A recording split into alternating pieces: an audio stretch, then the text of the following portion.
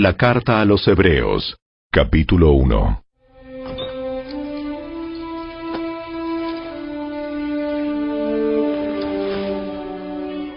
Hace mucho tiempo, Dios habló muchas veces y de diversas maneras a nuestros antepasados por medio de los profetas.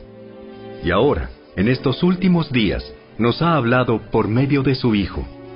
Dios le prometió todo al Hijo como herencia, y mediante el Hijo creó el universo. El Hijo irradia la gloria de Dios, y expresa el carácter mismo de Dios y sostiene todo con el gran poder de su palabra. Después de habernos limpiado de nuestros pecados, se sentó en el lugar de honor, a la derecha del majestuoso Dios en el cielo. Esto demuestra que el Hijo es muy superior a los ángeles, así como el nombre que Dios le dio es superior al nombre de ellos. Pues Dios nunca le dijo a ningún ángel lo que le dijo a Jesús. Tú eres mi Hijo. Hoy he llegado a ser tu Padre. Dios también dijo, yo seré su Padre, y él será mi Hijo. Además, cuando trajo a su Hijo Supremo al mundo, Dios dijo, que lo adoren todos los ángeles de Dios. Pero con respecto a los ángeles, Dios dice, Él envía a sus ángeles como los vientos, y a sus sirvientes como llamas de fuego. Pero al Hijo le dice, tu trono, oh Dios, permanece por siempre y para siempre. Tú gobiernas con un cetro de justicia. Amas la justicia y odias la maldad. Por eso, oh Dios, tu Dios te ha ungido derramando el aceite de alegría sobre ti más que sobre cualquier otro. También le dice al Hijo, Señor, en el principio echaste los cimientos de la tierra y con tus manos formaste los cielos.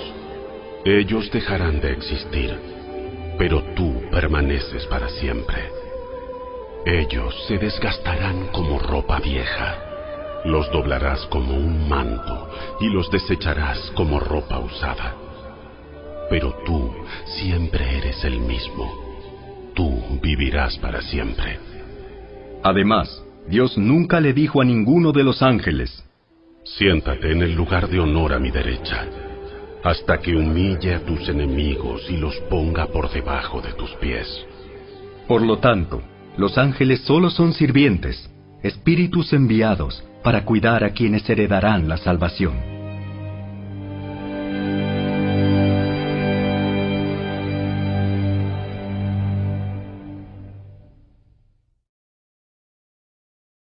Capítulo 2. Así que debemos prestar mucha atención a las verdades que hemos oído, no sea que nos desviemos de ellas, pues el mensaje que Dios transmitió mediante los ángeles se ha mantenido siempre firme, y toda infracción de la ley y todo acto de desobediencia recibió el castigo que merecía. Entonces, ¿qué nos hace pensar que podemos escapar si descuidamos esta salvación tan grande, que primeramente fue anunciada por el mismo Señor Jesús y luego nos fue transmitida por quienes lo oyeron hablar? Además, Dios confirmó el mensaje mediante señales, maravillas, diversos milagros y dones del Espíritu Santo, según su voluntad. Es más, no son los ángeles quienes gobernarán el mundo futuro del cual hablamos, porque en cierto lugar las Escrituras dicen, ¿qué son los simples mortales para que pienses en ellos, o un hijo de hombre para que de él te ocupes? Sin embargo, los hiciste un poco menor que los ángeles y los coronaste de gloria y honor. Le diste autoridad sobre todas las cosas. Ahora bien, cuando dice todas las cosas, significa que nada queda afuera. Pero todavía no vemos que todas las cosas sean puestas bajo su autoridad. No obstante, lo que sí vemos es a Jesús, a quien se le dio una posición un poco menor que los ángeles, y debido a que sufrió la muerte por nosotros, ahora está coronado de gloria y honor. Efectivamente, por la gracia de Dios, Jesús conoció la muerte por todos. Dios, para quien y por medio de quien todo fue hecho, eligió llevar a muchos hijos a la gloria. convenía a Dios que, mediante el sufrimiento, hiciera a Jesús un líder perfecto, apto para llevarlos a la salvación. Por lo tanto, Jesús y los que Él hace santos tienen el mismo Padre. Por esa razón, Jesús no se avergüenza de llamarlos sus hermanos, pues le dijo a Dios: anunciaré tu nombre a mis hermanos. Entre tu pueblo reunido te alabaré. También dijo: pondré mi confianza en Él, es decir, yo y los hijos que Dios me ha dado. Debido a que los hijos de Dios son seres humanos, hechos de carne y sangre, el Hijo también se hizo de carne y sangre. Pues sólo como ser humano podía morir, y sólo mediante la muerte podía quebrantar el poder del diablo, quien tenía el poder sobre la muerte. Únicamente de esa manera el Hijo podía libertar a todos los que vivían esclavizados por temor a la muerte. También sabemos que el Hijo no vino para ayudar a los ángeles, sino que vino para ayudar a los descendientes de Abraham. Por lo tanto, era necesario que en todo sentido Él se hiciera semejante a nosotros, sus hermanos, para que fuera nuestro sumo sacerdote fiel y misericordioso delante de Dios. Entonces, podría ofrecer un sacrificio que quitaría los pecados del pueblo. Debido a que Él mismo ha pasado por sufrimientos y pruebas, puede ayudarnos cuando pasamos por pruebas.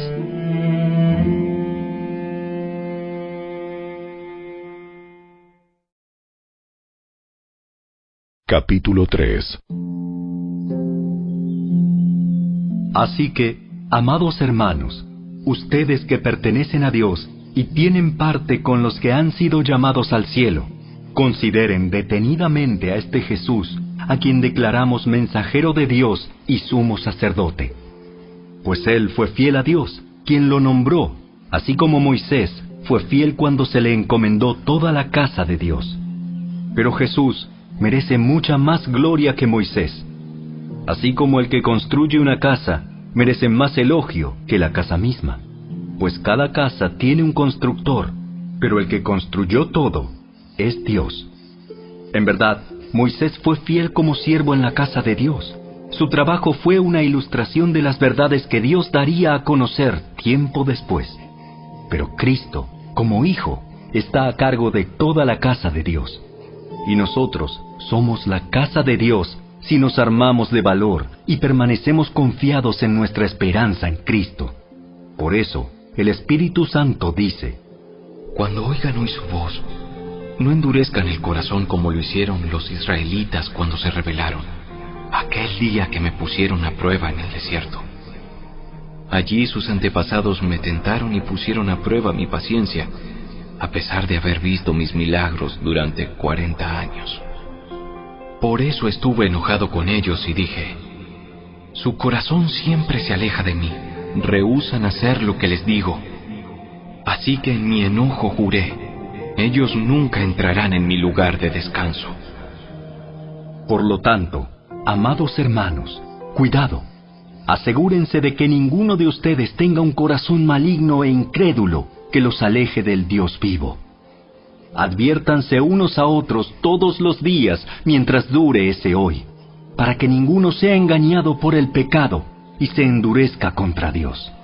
Pues si somos fieles hasta el fin, confiando en Dios con la misma firmeza que teníamos al principio, cuando creímos en Él, entonces tendremos parte en todo lo que le pertenece a Cristo. Recuerden lo que dice: cuando oigan hoy su voz, no endurezcan el corazón como lo hicieron los israelitas cuando se rebelaron. ¿Y quiénes fueron los que se rebelaron contra Dios a pesar de haber oído su voz? ¿No fue acaso el pueblo que salió de Egipto guiado por Moisés? ¿Y quiénes hicieron enojar a Dios durante 40 años? ¿Acaso no fueron los que pecaron, cuyos cadáveres quedaron tirados en el desierto? ¿Y a quiénes hablaba Dios cuando juró que jamás entrarían en su descanso? ¿Acaso no fue a los que lo desobedecieron? Como vemos, ellos no pudieron entrar en el descanso de Dios a causa de su incredulidad.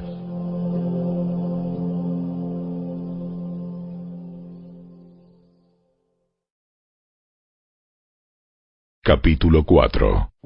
Todavía sigue vigente la promesa que hizo Dios de entrar en su descanso. Por lo tanto, Debemos temblar de miedo ante la idea de que alguno de ustedes no llegue a alcanzarlo. Pues esta buena noticia del descanso que Dios ha preparado se nos ha anunciado tanto a ellos como a nosotros. Pero a ellos no les sirvió de nada porque no tuvieron la fe de los que escucharon a Dios. Pues solo los que creemos podemos entrar en su descanso.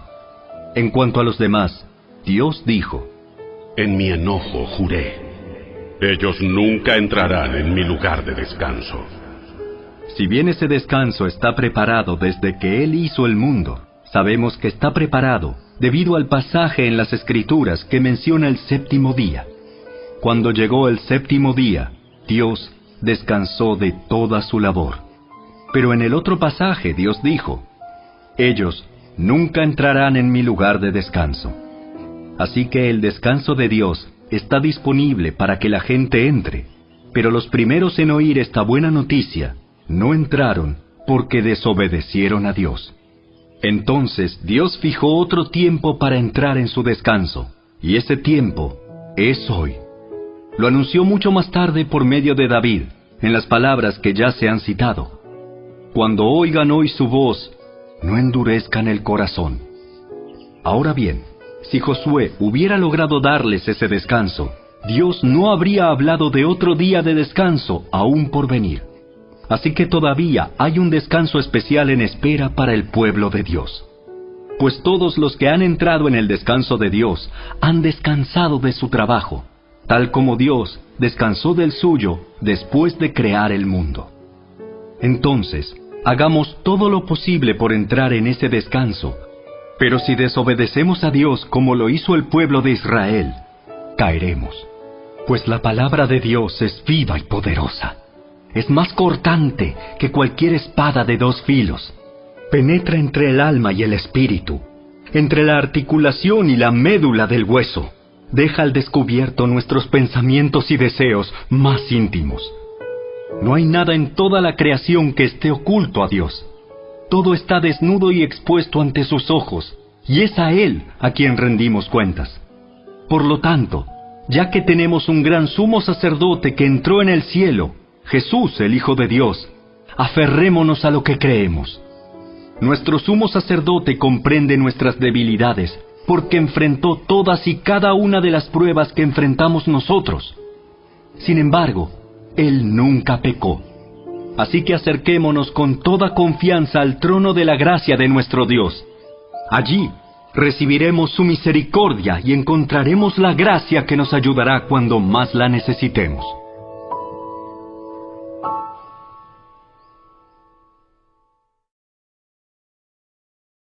Capítulo 5.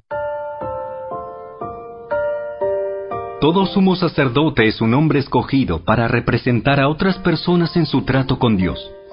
Él presenta a Dios las ofrendas de esas personas y ofrece sacrificios por los pecados. Y puede tratar con paciencia a los ignorantes y descarriados, porque él también está sujeto a las mismas debilidades. Por esa razón, debe ofrecer sacrificios tanto por sus propios pecados como por los del pueblo. Y nadie puede llegar a ser sumo sacerdote solo porque desee tener ese honor. Tiene que ser llamado por Dios para ese trabajo, como sucedió con Aarón. Por eso, Cristo no se honró a sí mismo haciéndose sumo sacerdote, sino que fue elegido por Dios, quien le dijo: Tú eres mi hijo. Hoy he llegado a ser tu padre. Y en otro pasaje, Dios le dijo: Tú eres sacerdote para siempre, según el orden de Melquisedec. Mientras estuvo aquí en la tierra, Jesús ofreció oraciones y súplicas con gran clamor y lágrimas al que podía rescatarlo de la muerte. Y Dios oyó sus oraciones por la gran reverencia que Jesús le tenía. Aunque era hijo de Dios, Jesús aprendió obediencia por las cosas que sufrió. De ese modo, Dios lo hizo apto para ser el sumo sacerdote perfecto, y Jesús llegó a ser la fuente de salvación eterna para todos los que le obedecen. Y Dios lo designó sumo sacerdote según el orden de Melquisedec. Nos gustaría decir mucho más sobre este tema, pero es difícil de explicar, sobre todo porque ustedes son torpes espiritualmente y tal parece que no escuchan. Hace tanto que son creyentes que ya deberían estar enseñando a otros. En cambio, necesitan que alguien vuelva a enseñarles las cosas básicas de la palabra de Dios. Son como niños pequeños que necesitan leche y no pueden comer alimento sólido, pues el que se alimenta de leche sigue siendo bebé y no sabe cómo hacer lo correcto. El alimento sólido es para los que son maduros, los que a fuerza de práctica están capacitados para distinguir entre lo bueno y lo malo.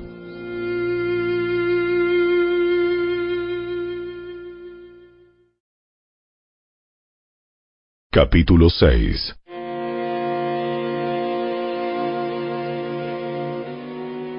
Así que dejemos de repasar una y otra vez las enseñanzas elementales acerca de Cristo. Por el contrario, sigamos adelante hasta llegar a ser maduros en nuestro entendimiento. No puede ser que tengamos que comenzar de nuevo con los importantes cimientos acerca del arrepentimiento de las malas acciones y de tener fe en Dios. Ustedes tampoco necesitan más enseñanza acerca de los bautismos, la imposición de manos, la resurrección de los muertos y el juicio eterno. Así que, si Dios quiere, avanzaremos hacia un mayor entendimiento, pues es imposible lograr que vuelvan a arrepentirse los que una vez fueron iluminados, aquellos que experimentaron las cosas buenas del cielo y fueron partícipes del Espíritu Santo, que saborearon la bondad de la palabra de Dios y el poder del mundo venidero, y que luego se alejan de Dios. Es imposible lograr que esas personas vuelvan a arrepentirse. Al rechazar al Hijo de Dios, ellos mismos lo clavan otra vez en la cruz y lo exponen a la vergüenza pública. Cuando la tierra se empapa de la lluvia que cae y produce una buena cosecha para el agricultor, recibe la bendición de Dios. En cambio, el campo que produce espinos y cardos no sirve para nada. El agricultor no tardará en maldecirlo y quemarlo. Queridos amigos, aunque hablamos de este modo, no creemos que esto se aplica a ustedes.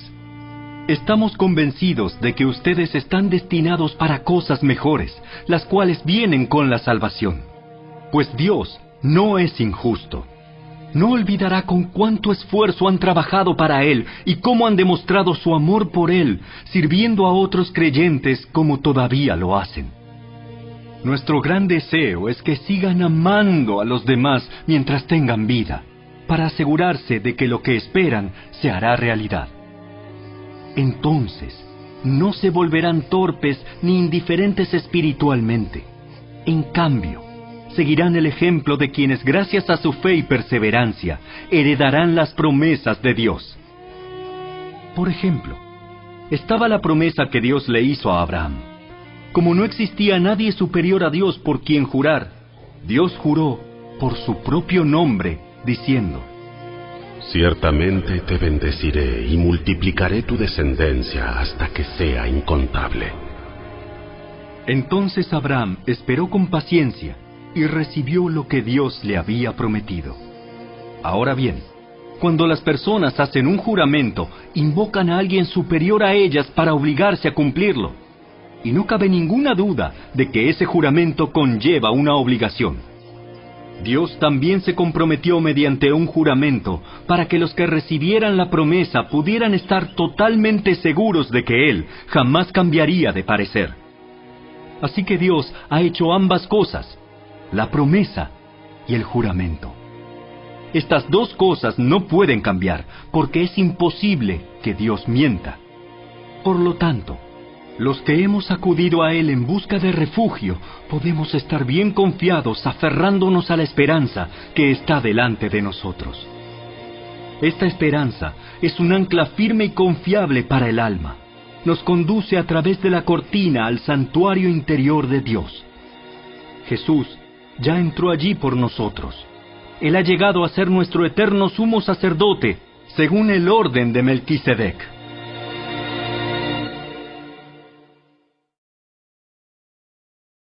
Capítulo 7.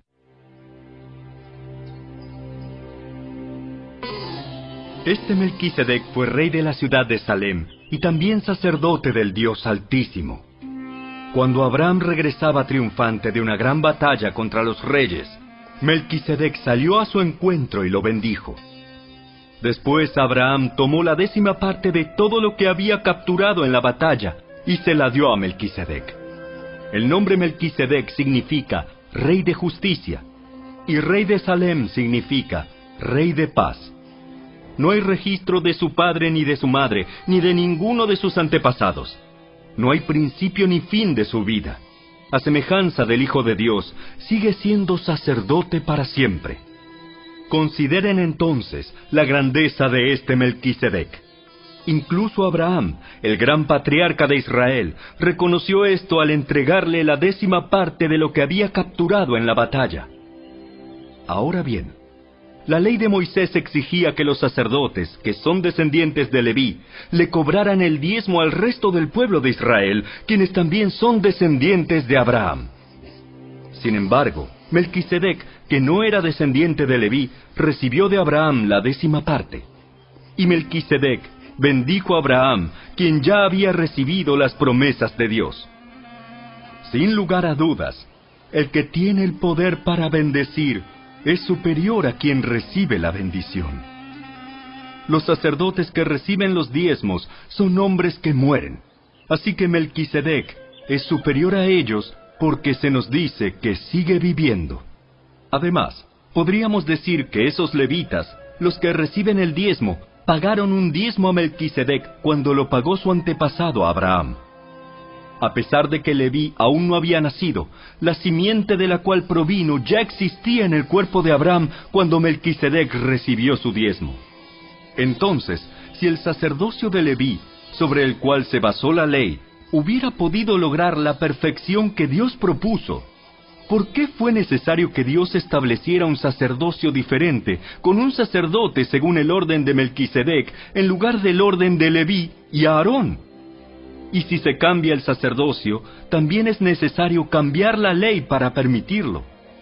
Pues el sacerdote a quien nos referimos pertenece a una tribu diferente, cuyos miembros jamás han servido en el altar como sacerdotes. Lo que quiero decir es que nuestro Señor vino de la tribu de Judá, y Moisés nunca habló de que los sacerdotes provinieran de esa tribu. Ese cambio resulta aún más evidente, ya que ha surgido un sacerdote diferente, quien es como Melquisedec. Jesús llegó a ser sacerdote no por cumplir con la ley del requisito físico de pertenecer a la tribu de Leví, sino por el poder de una vida que no puede ser destruida. Y el salmista lo señaló cuando profetizó: Tú eres sacerdote para siempre, según el orden de Melquisedec. Así que el antiguo requisito del sacerdocio quedó anulado por ser débil e inútil, pues la ley nunca perfeccionó nada, pero ahora confiamos en una mejor esperanza por la cual nos acercamos a Dios. Este nuevo sistema se estableció mediante un juramento solemne. Los descendientes de Aarón llegaron a ser sacerdotes sin un juramento, pero había un juramento con relación a Jesús, pues Dios le dijo: El Señor ha hecho un juramento y no romperá su promesa. Tú eres sacerdote para siempre. Debido a ese juramento, Jesús es quien garantiza este mejor pacto con Dios. Hubo muchos sacerdotes bajo el sistema antiguo porque la muerte les impedía continuar con sus funciones. Pero dado que Jesús vive para siempre, su sacerdocio dura para siempre. Por eso puede salvar una vez y para siempre a los que vienen a Dios por medio de Él, quien vive para siempre a fin de interceder con Dios a favor de ellos. Él es la clase de sumo sacerdote que necesitamos, porque es santo y no tiene culpa ni mancha de pecado. Él ha sido apartado de los pecadores y se le ha dado el lugar de más alto honor en el cielo. A diferencia de los demás sumos sacerdotes, no tiene necesidad de ofrecer sacrificios cada día. Ellos los ofrecían primero por sus propios pecados y luego por los del pueblo. Sin embargo, Jesús lo hizo una vez y para siempre, cuando se ofreció a sí mismo como sacrificio por los pecados del pueblo. La ley nombra a sumos sacerdotes que están limitados por debilidades humanas, Pero después de que la ley fue entregada, Dios nombró a su Hijo mediante un juramento, y su Hijo ha sido hecho el perfecto sumo sacerdote para siempre.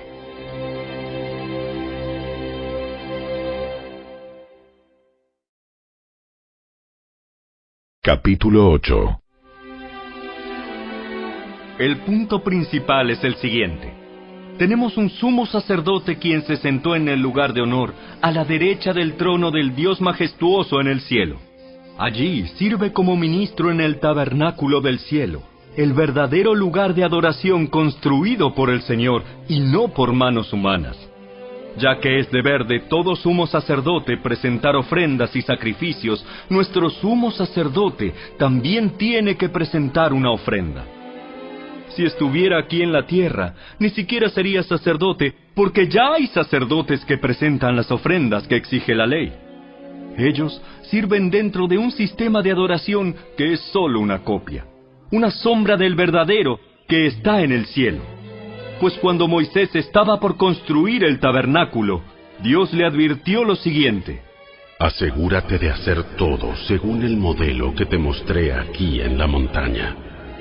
Pero ahora a Jesús, nuestro sumo sacerdote, se le ha dado un ministerio que es muy superior al sacerdocio antiguo, porque Él es mediador a nuestro favor de un mejor pacto con Dios basado en promesas mejores. Si el primer pacto no hubiera tenido defectos, no habría sido necesario reemplazarlo con un segundo pacto. Pero cuando Dios encontró defectos en el pueblo, dijo: se acerca el día en que haré un nuevo pacto con el pueblo de Israel y de Judá.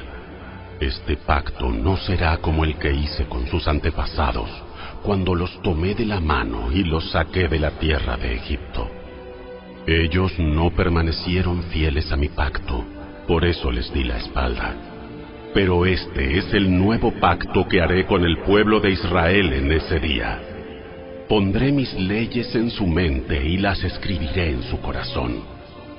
Yo seré su Dios, y ellos serán mi pueblo. Y no habrá necesidad de enseñar a sus vecinos, ni habrá necesidad de enseñar a sus parientes diciendo: deberías conocer al Señor. Pues todos ya me conocerán, desde el más pequeño hasta el más grande. Perdonaré sus maldades y nunca más me acordaré de sus pecados.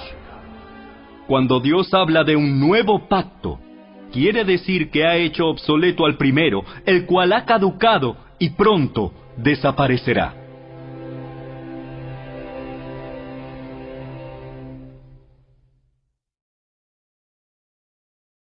Capítulo 9.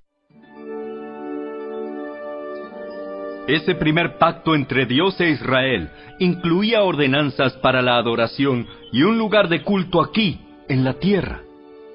Ese tabernáculo estaba formado por 2 salas. En la primera sala había un candelabro, una mesa y los panes consagrados sobre ella. Esta sala se llamaba Lugar Santo.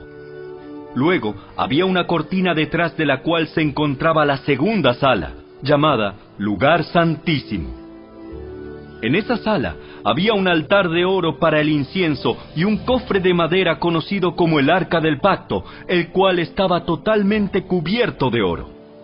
Dentro del arca había un recipiente de oro que contenía el maná, la vara de Aarón a la que le habían salido hojas y las tablas del pacto que eran de piedra. Por encima del arca estaban los querubines de la gloria divina, cuyas alas se extendían sobre la tapa del arca, es decir, el lugar de la expiación. Pero ahora no podemos explicar estas cosas en detalle. Cuando estos elementos estaban en su lugar, los sacerdotes entraban con regularidad en la primera sala durante el cumplimiento de sus deberes religiosos.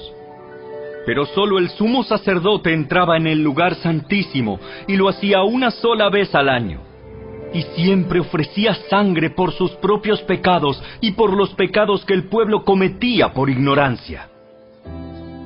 Mediante esas ordenanzas, el Espíritu Santo daba a entender que la entrada al lugar santísimo no estaba abierta a todos, en tanto siguiera en pie el tabernáculo y el sistema que representaba. Esta es una ilustración que apunta al tiempo presente. pues las ofrendas y los sacrificios que ofrecen los sacerdotes no pueden limpiar la conciencia de las personas que los traen. Pues ese sistema antiguo solo consiste en alimentos, bebidas y diversas ceremonias de purificación, es decir, ordenanzas externas que permanecieron vigentes solo hasta que se estableció un sistema mejor. Entonces Cristo ahora ha llegado a ser el sumo sacerdote por sobre todas las cosas buenas que han venido. Él entró en ese tabernáculo superior y más perfecto que está en el cielo, el cual no fue hecho por manos humanas ni forma parte del mundo creado. Con su propia sangre, no con la sangre de cabras ni de becerros, entró en el lugar santísimo una sola vez y para siempre, y aseguró nuestra redención eterna. Bajo el sistema antiguo, la sangre de cabras y toros y las cenizas de una novilla podían limpiar el cuerpo de las personas que estaban ceremonialmente impuras. Imagínense cuánto más la sangre de Cristo nos purificará la conciencia de acciones pecaminosas para que adoremos al Dios viviente. Pues por el poder del Espíritu Eterno, Cristo se ofreció a sí mismo a Dios como sacrificio perfecto por nuestros pecados. Por eso Él es el mediador de un nuevo pacto entre Dios y la gente, para que todos los que son llamados puedan recibir la herencia eterna que Dios les ha prometido. Pues Cristo murió para librarlos del castigo por los pecados que habían cometido bajo ese primer pacto. Ahora bien, cuando alguien deja un testamento, es necesario comprobar que la persona que lo hizo ha muerto. El testamento solo entra en vigencia después de la muerte de la persona. Mientras viva el que lo hizo, el testamento no puede entrar en vigencia. Por eso, aún el primer pacto fue puesto en vigencia con la sangre de un animal. Pues después de que Moisés había leído cada uno de los mandamientos de Dios a todo el pueblo, tomó la sangre de los becerros y las cabras junto con agua y roció tanto el libro de la ley de Dios como a todo el pueblo con ramas de hisopo y lana de color escarlata. Entonces dijo: Esta sangre confirma el pacto que Dios ha hecho con ustedes. De la misma manera, roció con la sangre el tabernáculo y todo lo que se usaba para adorar a Dios. De hecho, según la ley de Moisés, casi todo se purificaba con sangre, porque sin derramamiento de sangre no hay perdón.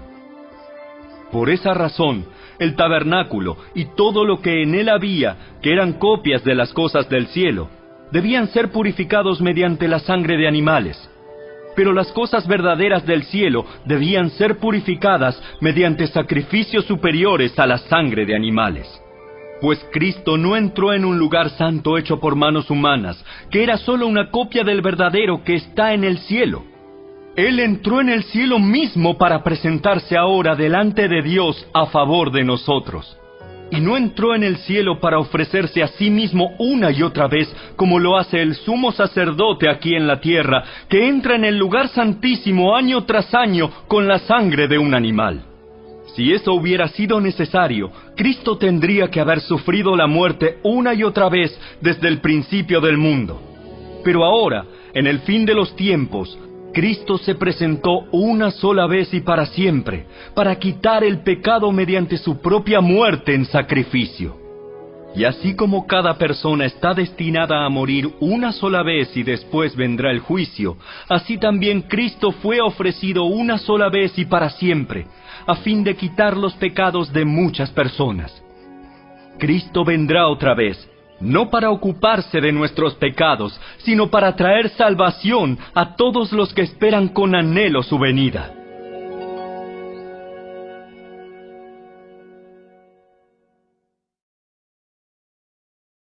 Capítulo 10.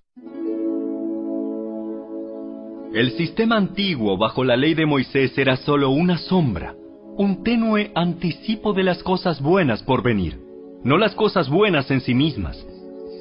Bajo aquel sistema se repetían los sacrificios una y otra vez, año tras año, pero nunca pudieron limpiar por completo a quienes venían a adorar.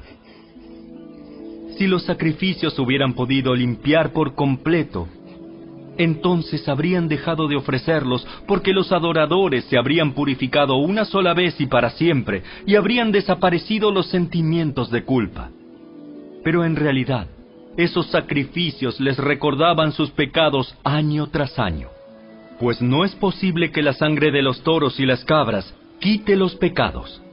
Por eso, cuando Cristo vino al mundo, le dijo a Dios: No quisiste sacrificios de animales ni ofrendas por el pecado, pero me has dado un cuerpo para ofrecer. No te agradaron las ofrendas quemadas ni otras ofrendas por el pecado. Luego dije: Aquí estoy, oh Dios. He venido a hacer tu voluntad, como está escrito acerca de mí en las Escrituras. Primero, Cristo dijo: No quisiste sacrificios de animales, ni ofrendas por el pecado, ni ofrendas quemadas, ni otras ofrendas por el pecado. Tampoco te agradaron todas esas ofrendas, aun cuando la ley de Moisés las exige. Luego dijo: Aquí estoy, he venido a hacer tu voluntad. Él anula el primer pacto para que el segundo entre en vigencia, pues la voluntad de Dios fue que el sacrificio del cuerpo de Jesucristo nos hiciera santos una vez y para siempre. Bajo el antiguo pacto, el sacerdote oficia de pie delante del altar día tras día, ofreciendo los mismos sacrificios una y otra vez, los cuales nunca pueden quitar los pecados. Pero nuestro sumo sacerdote se ofreció a sí mismo a Dios como un solo sacrificio por los pecados, válido para siempre. Luego se sentó en el lugar de honor a la derecha de Dios. Allí espera hasta que sus enemigos sean humillados y puestos por debajo de sus pies. Pues mediante esa única ofrenda, Él perfeccionó para siempre a los que está haciendo santos. Y el Espíritu Santo también da testimonio de que es verdad, pues dice: Este es el nuevo pacto que haré con mi pueblo en aquel día. Pondré mis leyes en su corazón y las escribiré en su mente. Después dice: Nunca más me acordaré de sus pecados y sus transgresiones. Y cuando los pecados han sido perdonados, ya no hace falta ofrecer más sacrificios. Así que, amados hermanos, podemos entrar con valentía en el lugar santísimo del cielo por causa de la sangre de Jesús. Por su muerte, Jesús abrió un nuevo camino, un camino que da vida a través de la cortina al lugar santísimo. Ya que tenemos un gran sumo sacerdote que gobierna la casa de Dios, entremos directamente a la presencia de Dios con corazón sincero y con plena confianza en Él. Pues nuestra conciencia culpable ha sido rociada con la sangre de Cristo a fin de purificarnos, y nuestro cuerpo ha sido lavado con agua pura. Mantengámonos firmes sin titubear en la esperanza que afirmamos, porque se puede confiar en que Dios cumplirá su promesa. Pensemos en maneras de motivarnos unos a otros a realizar actos de amor y buenas acciones. Y no dejemos de congregarnos como lo hacen algunos, sino animémonos unos a otros, sobre todo ahora que el día de su regreso se acerca. Queridos amigos, si seguimos pecando a propósito después de haber recibido el conocimiento de la verdad, ya no queda ningún sacrificio que cubra esos pecados. Solo queda la terrible expectativa del juicio de Dios y el fuego violento que consumirá a sus enemigos. Pues todo el que rehusaba obedecer la ley de Moisés era ejecutado sin compasión por el testimonio de 2 o 3 testigos.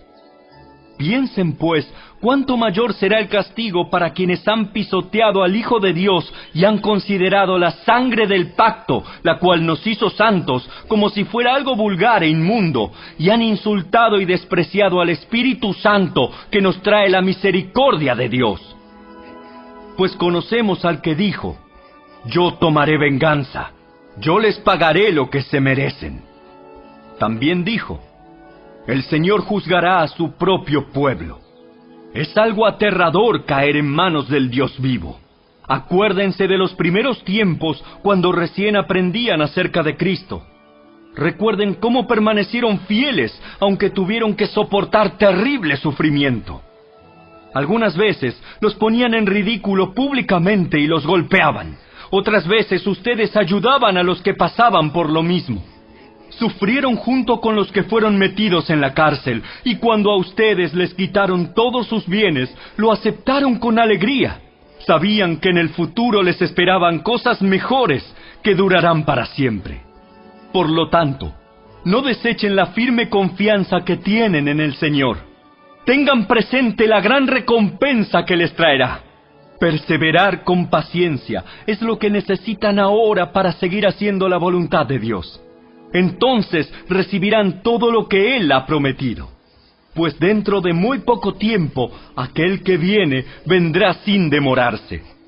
Mis juicios vivirán por la fe, pero no me complaceré con nadie que se aleje. Pero nosotros no somos de los que se apartan de Dios hacia su propia destrucción. Somos los fieles, y nuestras almas serán salvas.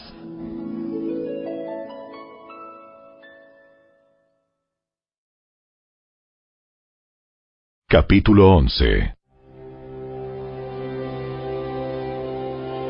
La fe es la confianza de que en verdad sucederá lo que esperamos. Es lo que nos da la certeza de las cosas que no podemos ver. Por su fe, la gente de antaño gozó de una buena reputación. Por la fe entendemos que todo el universo fue formado por orden de Dios, de modo que lo que ahora vemos no vino de cosas visibles. Fue por la fe que Abel presentó a Dios una ofrenda más aceptable que la que presentó Caín. La ofrenda de Abel demostró que era un hombre justo, y Dios aprobó sus ofrendas. Aunque Abel murió hace mucho tiempo, todavía nos habla por su ejemplo de fe. Fue por la fe que Enoc ascendió al cielo sin morir. Desapareció porque Dios se lo llevó. Pues antes de ser llevado, lo conocían como una persona que agradaba a Dios. De hecho, sin fe es imposible agradar a Dios. Todo el que desea acercarse a Dios debe creer que Él existe y que Él recompensa a los que lo buscan con sinceridad. Fue por la fe que Noé construyó un barco grande para salvar a su familia del diluvio en obediencia a Dios, quien le advirtió de cosas que nunca antes habían sucedido. Por su fe, Noé condenó al resto del mundo y recibió la justicia que viene por la fe. Fue por la fe que Abraham obedeció cuando Dios lo llamó para que dejara su tierra y fuera a otra que él le daría por herencia. Se fue sin saber a dónde iba. Incluso cuando llegó a la tierra que Dios le había prometido, vivió allí por fe, pues era como un extranjero que vive en carpas. Lo mismo hicieron Isaac y Jacob, quienes heredaron la misma promesa. Abraham esperaba con confianza una ciudad de cimientos eternos, una ciudad diseñada y construida por Dios. Fue por la fe que hasta Sara pudo tener un hijo, a pesar de ser estéril y demasiado anciana. Ella creyó que Dios cumpliría su promesa. Así que una nación entera provino de este solo hombre, quien estaba casi muerto en cuanto a tener hijos. Una nación con tantos habitantes que como las estrellas de los cielos y la arena de la orilla del mar es imposible contar. Todas estas personas murieron aún creyendo lo que Dios les había prometido. Y aunque no recibieron lo prometido, lo vieron desde lejos y lo aceptaron con gusto. Coincidieron en que eran extranjeros y nómadas aquí en este mundo. Es obvio que quienes se expresan así esperan tener su propio país. Si hubieran añorado el país del que salieron, bien podrían haber regresado. Sin embargo, buscaban un lugar mejor, una patria celestial. Por eso, Dios no se avergüenza de ser llamado el Dios de ellos, pues les ha preparado una ciudad. Fue por la fe que Abraham ofreció a Isaac en sacrificio cuando Dios lo puso a prueba. Abraham, quien había recibido las promesas de Dios, estuvo dispuesto a sacrificar a su único hijo, Isaac, aun cuando Dios le había dicho: Isaac es el hijo mediante el cual procederán tus descendientes. Abraham llegó a la conclusión de que si Isaac moría, Dios tenía el poder para volverlo a la vida, y en cierto sentido, Abraham recibió de vuelta a su hijo de entre los muertos. Fue por la fe que Isaac prometió a sus hijos Jacob y Esaú bendiciones para el futuro. Fue por la fe que Jacob, cuando ya era anciano y estaba por morir, bendijo a cada uno de los hijos de José y se inclinó para adorar, apoyado en su vara. Fue por la fe que José, cuando iba a morir, declaró con confianza que el pueblo de Israel saldría de Egipto. Incluso les mandó que se llevaran sus huesos cuando ellos salieran. Fue por la fe que cuando nació Moisés, sus padres lo escondieron durante 3 meses. Vieron que Dios les había dado un hijo fuera de lo común y no tuvieron temor de desobedecer la orden del rey. Fue por la fe que Moisés, cuando ya fue adulto, rehusó llamarse hijo de la hija del faraón. Prefirió ser maltratado con el pueblo de Dios a disfrutar de los placeres momentáneos del pecado. Consideró que era mejor sufrir por causa de Cristo que poseer los tesoros de Egipto, pues tenía la mirada puesta en la gran recompensa que recibiría. Fue por la fe que Moisés salió de la tierra de Egipto sin temer el enojo del rey. Siguió firme en su camino porque tenía los ojos puestos en el invisible. Fue por la fe que Moisés ordenó que el pueblo de Israel celebrara la Pascua y rociara con sangre los marcos de las puertas para que el ángel de la muerte no matara a ninguno de sus primeros hijos varones. Fue por la fe que el pueblo de Israel atravesó el Mar Rojo como si estuviera pisando tierra seca. Pero cuando los egipcios intentaron seguirlos, murieron todos ahogados. Fue por la fe que el pueblo de Israel marchó alrededor de Jericó durante 7 días y las murallas se derrumbaron. Fue por la fe que Rahab, la prostituta, no fue destruida junto con los habitantes de su ciudad que se negaron a obedecer a Dios, pues ella había recibido en paz a los espías.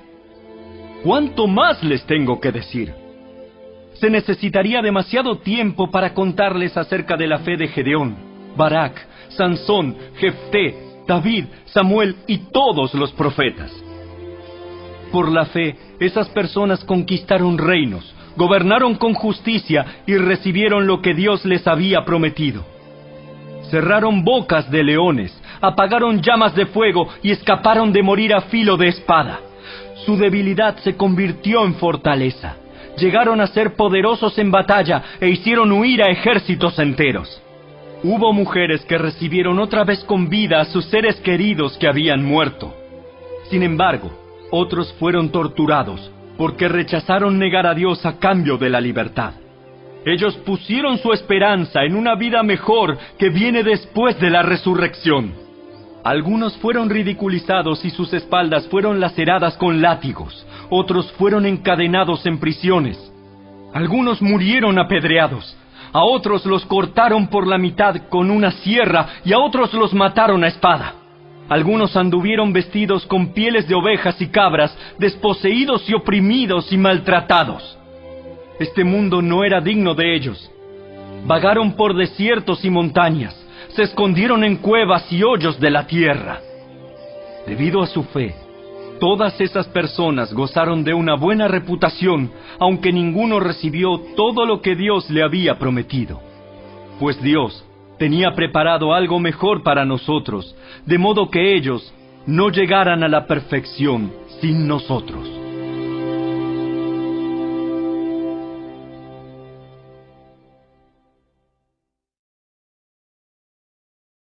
Capítulo 12. Por lo tanto, ya que estamos rodeados por una enorme multitud de testigos de la vida de fe, quitémonos todo peso que nos impida correr, especialmente el pecado que tan fácilmente nos hace tropezar, y corramos con perseverancia la carrera que Dios nos ha puesto por delante. Esto lo hacemos al fijar la mirada en Jesús, el campeón que inicia y perfecciona nuestra fe. Debido al gozo que le esperaba, Jesús soportó la cruz sin importarle la vergüenza que ésta representaba. Ahora está sentado en el lugar de honor junto al trono de Dios. Piensen en toda la hostilidad que soportó por parte de pecadores. Así no se cansarán ni se darán por vencidos. Después de todo, ustedes aún no han dado su vida en la lucha contra el pecado. ¿Acaso olvidaron las palabras de aliento con que Dios les habló a ustedes como a hijos? Él dijo: Hijo mío, no tomes a la ligera la disciplina del Señor, y no te des por vencido cuando te corrige. Pues el Señor disciplina a los que ama y castiga a todo el que recibe como hijo. Al soportar esta disciplina divina, recuerden que Dios los trata como a sus propios hijos. ¿Acaso alguien oyó hablar de un hijo que nunca fue disciplinado por su padre? Si Dios no los disciplina a ustedes como lo hace con todos sus hijos, quiere decir que ustedes no son verdaderamente sus hijos, sino ilegítimos.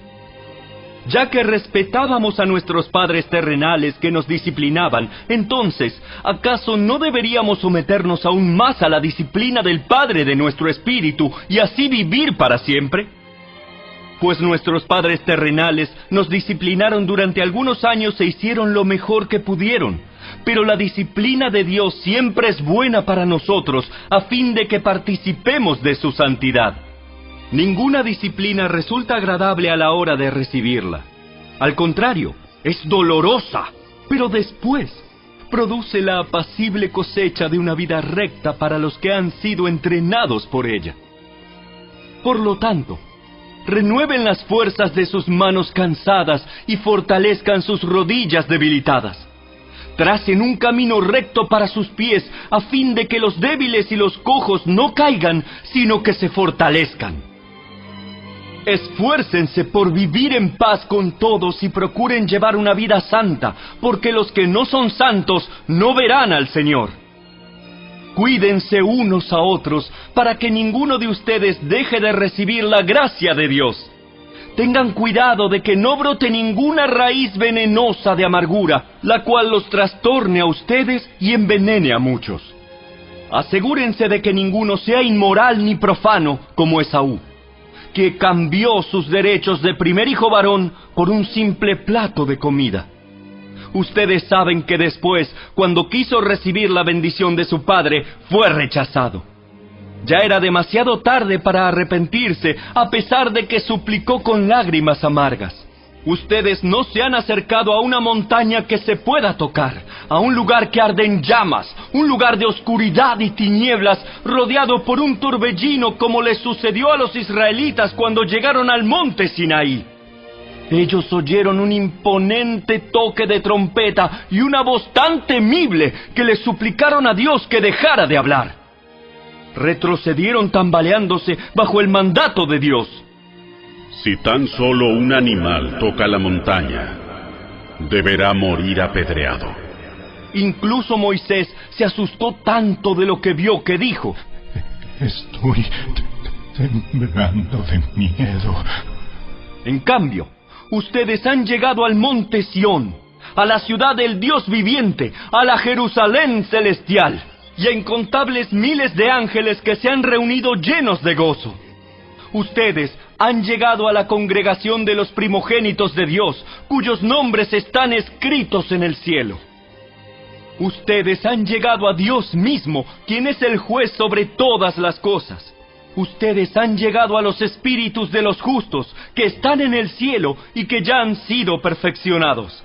Ustedes han llegado a Jesús, el mediador del nuevo pacto entre Dios y la gente, y también a la sangre rociada, que habla de perdón en lugar de clamar por venganza como la sangre de Abel. Tengan cuidado de no negarse a escuchar a aquel que habla, pues si el pueblo de Israel no escapó cuando se negó a escuchar a Moisés, el mensajero terrenal, ciertamente nosotros tampoco escaparemos si rechazamos a aquel que nos habla desde el cielo. Cuando Dios habló desde el monte Sinaí, su voz hizo temblar la tierra, pero ahora Él hace otra promesa. Una vez más, haré temblar no solo la tierra, sino también los cielos. Eso significa que toda la creación será agitada y removida para que solo permanezcan las cosas inconmovibles. Ya que estamos recibiendo un reino inconmovible, seamos agradecidos y agrademos a Dios adorándolo con santo temor y reverencia, porque nuestro Dios es un fuego que todo lo consume.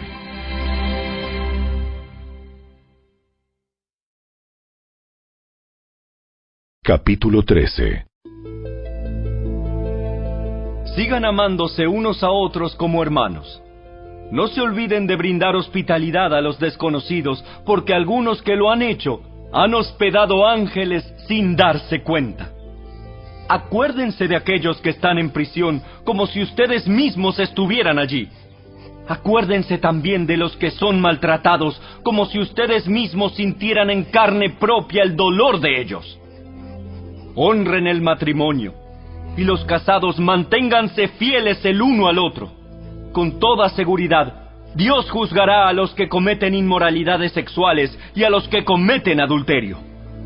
No amen el dinero, estén contentos con lo que tienen, pues Dios ha dicho: Nunca te fallaré, jamás te abandonaré. Así que podemos decir con toda confianza: El Señor es quien me ayuda, por tanto no temeré. ¿Qué me puede hacer un simple mortal? Acuérdense de los líderes que les enseñaron la palabra de Dios. Piensen en todo lo bueno que haya resultado de su vida y sigan el ejemplo de su fe. Jesucristo es el mismo ayer, hoy y siempre. Así que no se dejen cautivar por ideas nuevas y extrañas. Su fortaleza espiritual proviene de la gracia de Dios y no depende de reglas sobre los alimentos que de nada sirven a quienes las siguen. Tenemos un altar del cual los sacerdotes del tabernáculo no tienen derecho a comer. Bajo el sistema antiguo, el sumo sacerdote llevaba la sangre de los animales al lugar santo como sacrificio por el pecado, y los cuerpos de esos animales se quemaban fuera del campamento. De igual manera, Jesús sufrió y murió fuera de las puertas de la ciudad para hacer santo a su pueblo mediante su propia sangre. Entonces, salgamos al encuentro de Jesús, fuera del campamento, y llevemos la deshonra que Él llevó. Pues este mundo no es nuestro hogar permanente. Esperamos el hogar futuro. Por lo tanto, por medio de Jesús, ofrezcamos un sacrificio continuo de alabanza a Dios, mediante el cual proclamamos nuestra lealtad a su nombre. Y no se olviden de hacer el bien, ni de compartir lo que tienen con quienes pasan necesidad. Estos son los sacrificios que le agradan a Dios. Obedezcan a sus líderes espirituales y hagan lo que ellos dicen. Su tarea es cuidar el alma de ustedes y tienen que rendir cuentas a Dios. Denles motivos para que la hagan con alegría y no con dolor. Esto último ciertamente no los beneficiará a ustedes. Oren por nosotros, pues tenemos la conciencia limpia y deseamos comportarnos con integridad en todo lo que hacemos. Y oren especialmente para que pueda regresar a verlos pronto. Y ahora que el Dios de paz, quien levantó de entre los muertos a nuestro Señor Jesús, el gran pastor de las ovejas, y que ratificó un pacto eterno con su sangre, los capacite con todo lo que necesiten para hacer su voluntad. Que Él produzca en ustedes, mediante el poder de Jesucristo, todo lo bueno que a Él le agrada. A Él sea toda la gloria por siempre y para siempre. Amén. Les ruego, amados hermanos, que hagan caso a lo que les escribí en esta breve exhortación. Quiero que sepan que nuestro hermano Timoteo ya salió de la cárcel. Si llega pronto, lo llevaré conmigo cuando vaya a verlos. Saluden a todos los líderes y a todos los creyentes que están allí. Los creyentes de Italia les envían sus saludos. Que la gracia de Dios sea con todos ustedes.